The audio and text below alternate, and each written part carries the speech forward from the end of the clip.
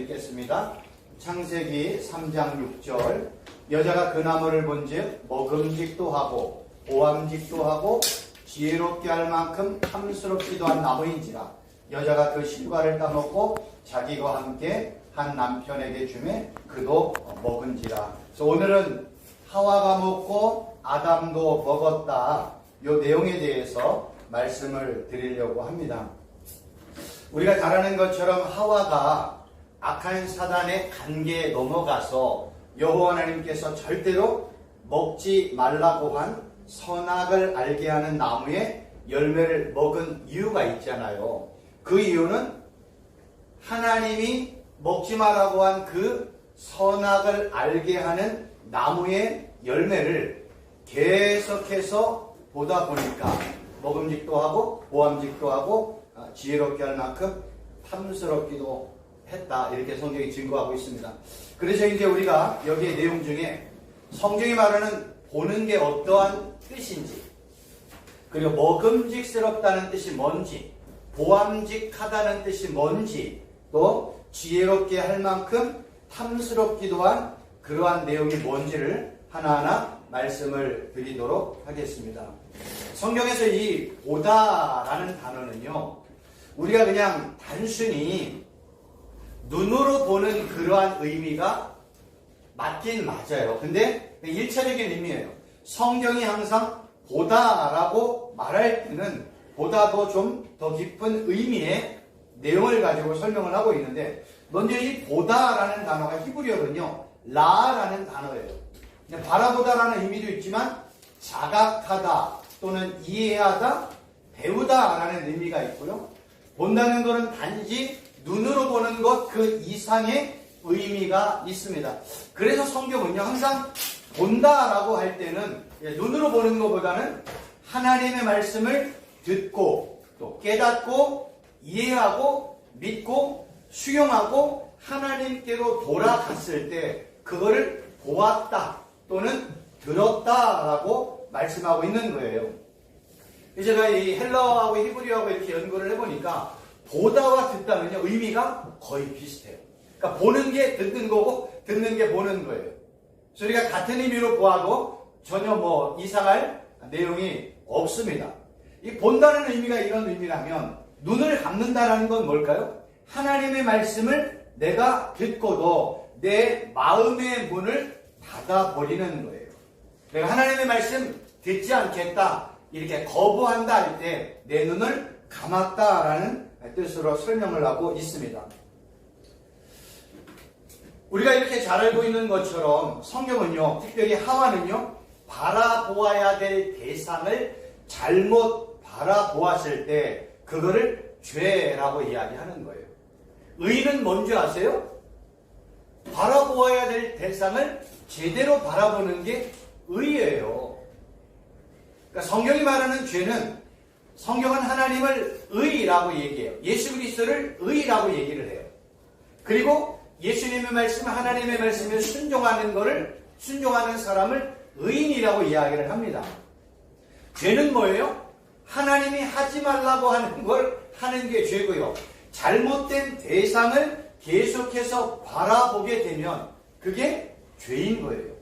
그러니까 성경이 말하는 이런 죄와 의는 우리가 상식적으로 알고 있는 죄와 의의 개념을 항상 넘어선다는 것을 반드시 이해를 해야 합니다.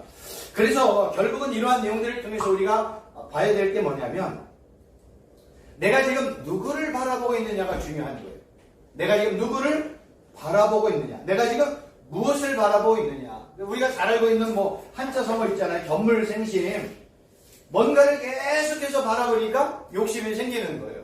하와도 마찬가지로 하나님이 먹지 말라고 한 선악을 알게 하는 나무의 열매를 계속해서 바라보니까 그게 보암직도 하고 먹음직도 하고 지혜롭게 할 만큼 탐스럽게 보이는 겁니다. 아까 말씀드렸던 이 보다라는 단어가요, 이 히브리어 문법으로 볼 때는요, 계속용법이에요. 계속용법. 그 다음에 미완료. 미완료라는 건 뭐예요? 완료가 안 되는 거를 말하잖아요. 그러니까 미완료, 계속용법이에요. 그러니까 우리가 뭔가를 계속해서 바라보면 거기에 대한 탐심과 욕심이 생기는 거예요. 하와도 선악을 알게 하는 나무의 열매를 계속해서 바라보아야 될 것이 아니라 하나님의 말씀을 기억하고 하나님을 바라보아야 되는데 잘못된 대상을 바라보았습니다. 그래서 히브리서 12장에 보면 이러한 말씀이 있습니다. 잘 보일까 모르겠는데요. 믿음의 주여 또 온전케 하신 이인 예수를 바라보자. 그러니까 우리는 누구를 바라봐야 돼요? 하나님 바라봐야 되고 예수님 바라봐야 되는 거예요. 우리가 이 창세기에 나와 있는 이 아담과 하와의 내용은 단지 창세기 6,000년 전에 일어났던 그 사건을 이야기하는 게 아니라 그 내용을 통해서 지금 우리의 현실과 연관하여서 그 말씀을 바라보아야 됩니다. 그럼 이렇게 질문할 수 있잖아요. 나는 지금 누구를 바라보고 있는가? 나는 지금 무엇을 바라보고 있는가? 나는 하나님과 예수님을 지금 계속해서 바라보고 소망하고 대망하고 있는가? 아니면 내가 원하는 어떤 세상의 것들, 어떤 것들을 내가 계속해서 소망하고 대망하고 있는가? 이 차이가 우리의 행동을 결정한다는 거예요. 그래서 보는 것이 중요하다라고 말하고 있고요. 다른 말로 표현하면 듣는 것이 중요하다라고 성경이 증거하고 있습니다. 그러면 지혜롭게 한다라는 건 뭘까? 우리가 그냥 단순히 지혜롭다라는 의미도 있지만 성경에는요 숙고하다라는 의미도 있어요.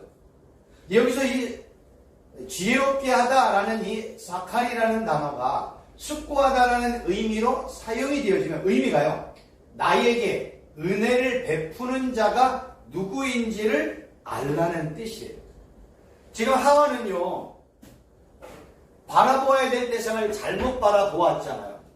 그러니까 잘못된 내용, 잘못된 어떤 사물을 계속해서 바라보니까 마치 그것이 나를 지혜롭게 하는 것처럼 착각했잖아요. 진짜 지혜는 뭐예요? 나에게 은혜를 베푸는 자가 누구인지를 깨닫는 거예요. 누굽니까? 잘 아는 만군의 여호와 하나님이라는 거죠.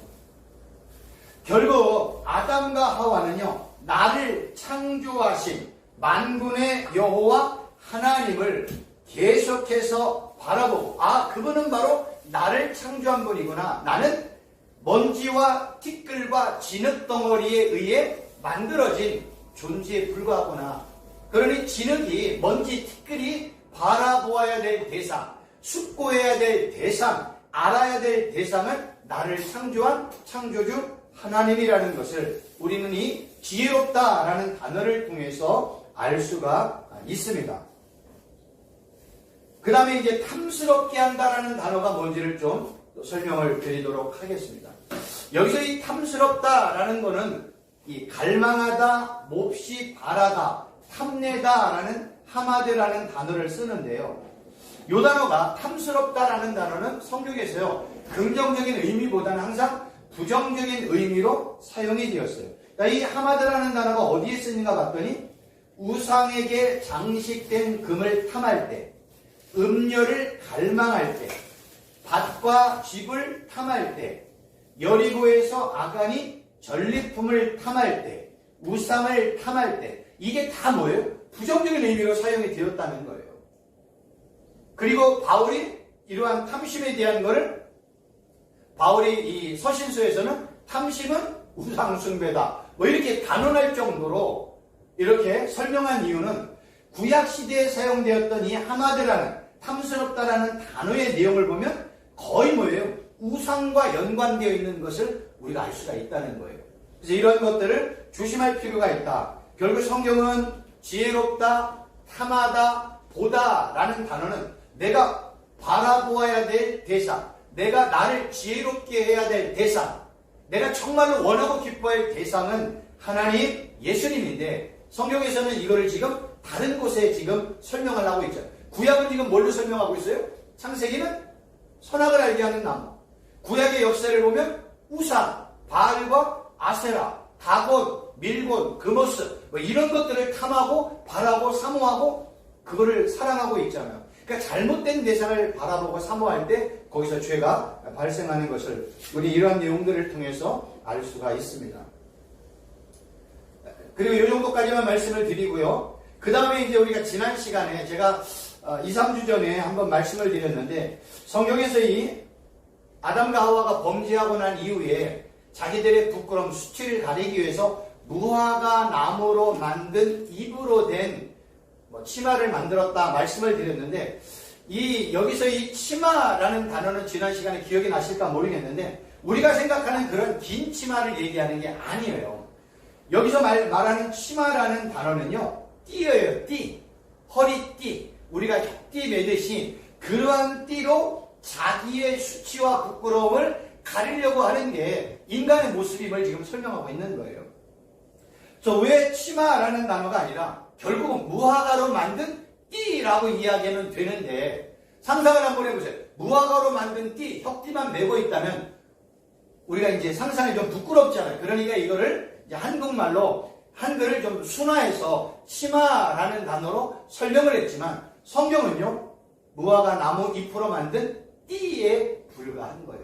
그러니까 아담과 하와가 자기의 수치와 부끄러움을 가리는 것은 가릴 수 없는 띠를 가지고 임시방편으로 자기의 수치와 부끄러움을 가리려고 했던 인간의 어리석은 모습을 볼 수가 있다는 겁니다. 결국 하나님이 무화과 나무로 만든 띠로 자기의 수치와 부끄러움을 가릴 수가 없으니까 하나님께서 아담과 하와에게 우리가 알고 있는 가죽옷을 입힌 내용을 우리가 알 수 있습니다. 여기서 그래서 우리가 이제 공부해야 될 게 뭐냐면, 여호와 하나님이 아담과 그의 아내를 위하여 가죽옷을 지어 입히셨다라고 말씀하고 있잖아요. 여기서 이 가죽옷이라는 단어를 제가 설명을 드릴 거고요. 우리가 짓는다라는 건 그냥 이렇게 실로 바늘로 꿰매어 옷을 지어 입는다 이런 의미가 아니고요. 입는다라는 의미도 좀 말씀을 드리려고 합니다.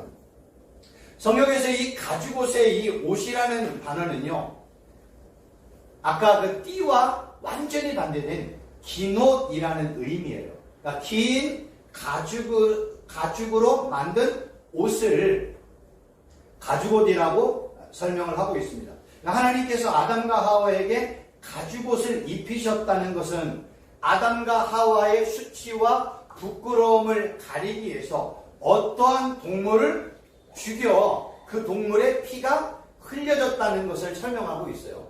성경은 단순히 아담과 하와의 수치와 부끄러움을 가리기 위해서 가죽옷을 쥐어 입혔다 이런 의미가 아니라, 창세기 2장에 언급되었던 이 가죽옷은 신약시대에 나타날 예수 그리스도의 십자가 사건을 예표하는 내용이 이 가죽옷의 설명과 연관이 되어 있는 겁니다. 그러니까 성경은 그냥 단순히 우리에게 그냥 아담과 하와가 범죄한 것을 가리기 위해서 가죽옷 입혀주셨다 이런 의미보다는, 그 가죽옷을 통해서 모든 인류의 죄를 다 덮으실 예수님의 십자가 사건을 예표하는 내용을 우리는 이 가죽옷이라는 내용을 통해서 알 수가 있습니다.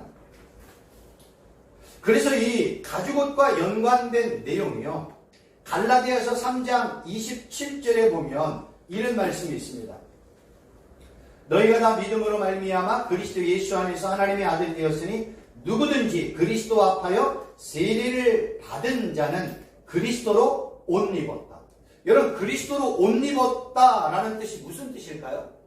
그냥 한글 성경으로 보면 그리스도로 옷 입었다? 그리스도로 덧입혔다? 이렇게 여러 가지 상상할 수 있는데, 여기서 이 옷 입었다라는 단어가요, 엔디오라는 단어를 쓰는데 옷을 입다라는 의미도 있지만 옷 속으로 들어간다라는 의미가 있어요. 그래서 그리스도로 옷 입었다는 것은 그리스도 안으로 들어갔다는 뜻인 거예요. 우리가 예수님을 나의 구주, 나의 메시아, 나의 하나님으로 영접하면 예수님께서 우리의 더러운 옷을 벗기시고 그 위에 거룩한 옷, 예수 그리스도께서 주시는 구원의 옷, 공의의 옷, 의의 옷, 세마포 옷, 이러한 것들을 입혀주시잖아요. 그 입혀주신다는 의미는 우리가 의의 옷, 흰 옷, 공의의 옷, 구원의 옷, 세마포 옷 입는다는 의미보다는 예수 그리스도와 연합되기 위해 예수 그리스도 안으로 들어간다는 의미가 큰 거예요. 그래서 그리스도로 옷 입었다라는 것은 그리스도와 연합되기 위하여 그리스도 안으로 들어갔다. 그래서 요한복음에 그거 있잖아. 내가 너희 안에, 너희가 내 안에. 예수님 그러시잖아요. 이렇게 연합되는 것을 이러한 모습으로, 이러한 내용으로 설명을 하고 있습니다. 마태복음 22장을 보면 혼인잔치의 비유가 나옵니다. 이 혼인잔치의 비유의 내용을 보면 이 혼인잔치에 참석한 이러한 초청받은 사람들은요, 잔치에 걸맞는 옷을 반드시 입어야 됩니다. 우리가 지금 21세기를 살아가고 있을 때 요새 코로나 기간이지만 결혼식이 있잖아요. 결혼식에 갈 때 그냥 아무 옷 입지 않고 잘 정갈된 양복이나 한복이나 이런 좋은 옷들을 입고 가서 결혼한 신랑 신부를 축하해주는 그런 모습이 우리가 상상이 되어지고 생각이 되어지잖아요. 예수님 당시에서도요, 결혼잔치는 아주 중요한 문화요 관습이었어요. 그래서 결혼잔치에 걸맞는 옷을 입어야 되는데 지금 우리가 생각하는 것처럼 우리가 옷을 준비해서 입는 게 아니에요. 당시에 예수님 당시에 그 참석했던 참석자들이 결혼 예복은요, 주인이 잔치에 오는 자들을 위해 여러 벌의 잔치의 예복을 미리 준비를 하고 있어요. 그래서 잔치에 오는 사람들에게 주인이 준비되었던 예복을 그 사람들에게 내어주는 거예요. 그래서 잔치집에 오면은 주인이 준비한 예복을 입은 사람이 가득 차 있는 겁니다. 근데 예복을 입지 않았다는 것은 우리가 추론할 수 있는 게 뭐냐면 주인이 준비한 예복을 거부했다는 뜻이에요. 그럼 예복을 입지 않은 사람은 잔치 안에 들어올 수가 없다는 거예요. 그러니까 성경은 이러한 내용들을 통해서 천국을 설명을 하거든요. 우리가 천국 들어가려면 흰 옷 입어야 되고 세마포 옷 입어야 되고 의의 옷, 공의의 옷, 구원의 옷을 입어야 된다고 말하고 있잖아요. 다 똑같은 이야기예요. 성경이 말하는 이러한 흰 옷, 세마포 옷, 의의 옷은 예수님께서 예수님을 믿는 자들에게 그들이 천국 잔치에 들어올 때 예수님께서 그들에게 주는 옷이에요. 그렇다고 진짜 흰 옷을 주신다는 의미가 아니에요. 세마포로 된 옷을 준다는 게 아니에요. 그들이 예수님을 믿음으로 말미암아 예수님과 연합된 자로 예수님의 신부가 되어서 예수님과 함께 천국잔치에 들어간다는 의미예요. 그래서 예수님께서는 지금 이 땅에서 마지막 예수님이 다시 올 때까지 어떤 작업을 하시냐면 자기의 신부들을 지금 계속해서 찾으시는 작업을 하고 계시는 거예요. 그래서 이 땅에 마지막 때가 되어지면 결국 예수님께서는 자기 신부들만 데리고 가는 거예요. 예수님께서 그들에게 좀 빙패물이라는 게 있잖아요. 그 빙패물이 뭐예요? 성령 하나님이잖아요. 예수님을 나의 구주로 영접하면 그 성령 하나님이 그 안에 거하시잖아요. 그래서 예수님이 주신 그 성령 하나님의 그 빙패물이 있는 그들만 데리고 예수님께서 그들을 아들이고 천국잔치에 들어가는 겁니다. 그 천국잔치에 들어가는 것을 어떤 때는 흰 옷 입었다, 세마포 옷을 준비해야 된다, 의의 옷을 입어야 된다. 아까 바울이 표현한 것처럼 그리스도로 옷 입어야 된다. 다른 말로 표현하면 예수님과 연합되어야 된다, 하나 되어야 된다, 한 몸이 되어야 된다, 예수님을 믿어야 된다. 이런 다양한 표현을 가지고 그러한 내용들을 지금 설명하고 있는 것입니다. 결국 이러한 내용들을 통해서 우리가 알 수 있는 것은 내가 예수님으로 옷 입은 걸 어떻게 알 수 있어요? 예수님을 내가 나의 구원자 메시아 주님으로 영접하면 나는 그 순간에 예수님과 연합되었고 그 순간에 나는 의의 옷, 흰 옷, 세마포 옷을 입는 것이라고 성경이 증거하고 있습니다. 그럼 좀 연관되어서 가죽옷을 지어 입혔느니라 할 때 그럼 짓는다라는 의미는 뭘까? 아까 말씀드린 것처럼 실이나 바늘을 가지고 옷을 짓는다는 의미가 아니에요. 지어라는 의미는 아사라는 단어를 쓰는데요. 일하다, 행하다, 만들다, 형성하다, 이루다 라는 단어가요. 지어라는 아사라는 히브리어 단어예요. 근데 왜 이 단어가 중요하냐면, 아사라는 단어가 중요하냐면 이 아사라는 히브리어 단어는요. 하나님만이 할 수 있는 활동을 설명할 때 아사라는 단어, 하나님이 일하다, 하나님이 형성하다, 하나님이 만들다 라는 의미로 사용이 될 때 아사라는 단어가 사용이 되어지는 거예요. 그래서 하나님은요, 이 땅에 하나님의 초월적인 일들도 해나가시지만 하나님은요, 또한 하나님의 목적과 뜻을 이루어 나가는 것. 하나님의 주권과 섭리를 가지고 하나님의 일들을 해나갈 때, 행하실 때 아사라는 단어를 사용하고요. 두 번째 이 아사라는 단어는요, 창조된 대상에 완전한 새로움의 의미를 부여할 때 아사라는 단어를 사용하고, 세 번째로는요, 무에서 창조되는 것을 설명할 때 아사라는 단어를 사용을 하고 있습니다.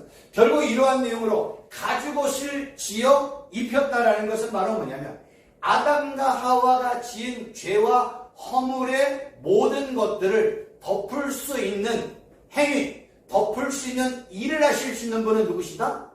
만군의 여호와 하나님, 창조주 하나님, 아담과 하와를 만드신 여호와 하나님뿐이 없음을 설명하는 거예요. 그게 이 지어라는, 가죽옷을 지어라는 단어를 통해서 우리가 알 수 있다는 거예요. 그러니까 성경은 이러한 단어들을 왜 강조를 하냐면, 이러한 단어를 통해서 결국 드러나는 건 누구예요? 하나님만 드러난다니까요. 예수님만 드러난다니까요. 그러니까 우리가 히브리어 헬라어를 단어를 제가 이렇게 설명을 드리는 이유는, 그러한 단어의 내용을 통해서 접근을 하다 보면 성경은요, 한 단어를요 아주 계획적으로 하나님께서 사용하고 있다는 걸 알 수 있어요. 그러한 단어를 통해서 결국 드러난 건 하나님만 드러나고 예수님만 드러나는 겁니다. 무에서 창조할 수 있는 것은 하나님뿐이 없잖아요. 아담과 하와의 죄를 완전하게 새롭게 덮을 수 있는 분은 누구세요? 창조주 하나님 외에는 없습니다. 그래서 이 일하다, 행동하다, 형성하다, 만들다 라는 단어는 오직 하나님의 초자연적인 행위, 하나님의 목적과 뜻을 이루기 위해서 성취하시는 하나님의 행동을 설명할 때 아사라는 단어를 의도적으로 사용을 했다는 겁니다. 그러면 우리가 이제 또 하나 봐야 될 게 뭐냐면, 가죽옷을 지어 입히셨느니라 할 때 이 입히셨느니라는 이 단어를 좀 설명을 드리도록 하겠습니다.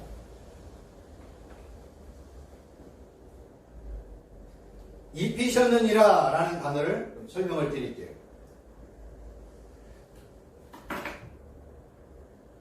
여기서 입히셨다 라는 단어도요, 이 와우 개속법이라는 미완료라는 단어를 사용을 했어요. 근데 입히셨다는 단어를 봤더니 옷을 입는다는 의미가 있어요. 첫 번째로는. 근데 그거보다 더 중요한 건 뭐냐면, 계급과 신분과 자격의 표시로 옷을 입는다라는 의미가 있고요. 또 하나 세 번째로는요, 시적인 의미로 옷을 입는다라는 것으로 설명을 하고 있습니다. 여기서 이 첫 번째로는요, 가죽옷을 입혀주셨다라는 건 바로 하나님께서 아담과 하와의 수치와 부끄러움을 가려주기 위해서 입히셨다. 아까도 말씀을 드린 것처럼 이것은 바로 동료를 희생한 의미이기요, 이것은 바로 예수 그리스도의 십자가 사건을 예표하는 내용이라고 말씀을 드렸어요. 두 번째로는요, 새로운 신분과 자격이 주어졌다는 거예요. 그러니까 하나님께서는요, 아담과 하와에 대한 불순종을 용서하여 주시고 그들의 수치와 부끄러움을 덮어주셨잖아요. 그리고 이제 그들을 회복시켜 주시는 거예요. 그들에게 회복과 사랑과 자비와 은혜를 베푸는 의미로 가죽옷이라는 것을 입혀주셨다는 건 바로 뭐냐면, 그들에게 새로운 신분, 새로운 자격이 주어졌다는 거예요. 그러니까 이게 바로 입히시느니라 라는 단어를 통해서 설명하고 있다는 겁니다. 그러니까 성경이 이러한 내용들을 통해서 결국 아담과 하와의 수치와 부끄러움을 덮어주고 그들을 새롭게 하고 그들에게 새로운 신분, 새로운 자격을 주는 분은 바로 누구시다? 아, 창조주 하나님이시구나 라는 것을 지금 이러한 단어들을 통해서 알 수가 있어요. 그리고 또 하나는 입히시니라는 단어가 와우 계속법과 미완료라는 거예요. 그래서 결국 하나님께서 뭐예요? 그들에게 계속해서 사랑을 베푸시고 자비를 베푸시고 그들을 덮으시고 위로하시는 이러한 행위들은 단회적, 몇 번 하다가 끝나는 게 아니라 지속적이었다는 거예요. 계속된다는 거예요. 그것은 비록 아담과 하와가 에덴 동산에서 추방된 이후에도 하나님께서는 그들을 홀로 남겨두지 아니하시고 끊임없이 변함없이 사랑과 은혜와 자비를 계속해서 베풀어 주셨다, 또 주시고 계시다 라는 단어를 가죽옷을 지어 입히셨다라는 단어를 통해서 성경이 설명하고 있는 겁니다. 그러니까 제가 누누이 말씀을 드리지만 우리가 이렇게 히브리어와 헬라어 단어를 공부하는 이유는 뭐냐면 우리가 그냥 단순하게 알고 있는 사전적이고 문자적인 의미에서 성경을 바라보며 성경의 내용을 우리가 이해할 수가 없어요. 그러니까 우리는 성경을요, 성경적인 의미로 접근을 할 줄 알아야 돼요. 근데 이 성경적인 의미라는 단어, 내용을 가지고 있지 않고 성경을 보면 우리는 그냥 상식선에 알고 있는 사전적이고 문자적인 수준에서 성경을 보면 성경이 이해되지 않는 부분이 너무나 많이 있단 말이에요. 그래서 저와 함께 공부하는 동안에는 이거를 깨달으셔요. 첫째는 사전적이고 문자적인 의미가 있다. 부정하는 거 아니에요? 이건 1차적인 의미예요. 진짜는 뭐예요? 성경적인 의미예요. 하나님이 이 말씀을 통해서 드러내고 싶은 성경적인 의미, 이걸 어떤 분들은 구속자적인 의미라고 얘기하고 영적인 의미라고 이야기하는데 저는 성경적인 의미를 라고 제가 말씀을 드리고 있습니다. 그거는 히브리어 헬라어의 단어들을 이렇게 하나하나 찾아보고 그 내용들을 이렇게 연구하다 보니까 성경이 진짜 가죽옷을 지어 입힌다라는 내용을 통해서 우리에게 말씀하고 싶은 핵심은 다른 게 아니에요. 하나님 드러내는 거고요. 예수님 드러내는 거예요. 그래서 우리가 히브리 헬라를 공부하면 그 단어 한마디 한마디에 거의 다 예수님이 드러나고 하나님이 설명이 되어 있어요. 그 내용을 제가 이제 미리 공부를 해가지고 우리 목사님들께 이렇게 하나하나 지금 설명을 드리고 있습니다. 그래서 오늘은 여기까지 제가 준비를 해가지고 여기까지 말씀을 드리도록 하겠습니다. 혹시 오늘 내용 조금 이렇게 어려운 부분 없으셨죠, 목사님? 질문사항 없으시죠? 충분히 제가 설명을 드렸다고 생각이 되어집니다. 그럼 마치도록 하겠습니다. 기도하겠습니다.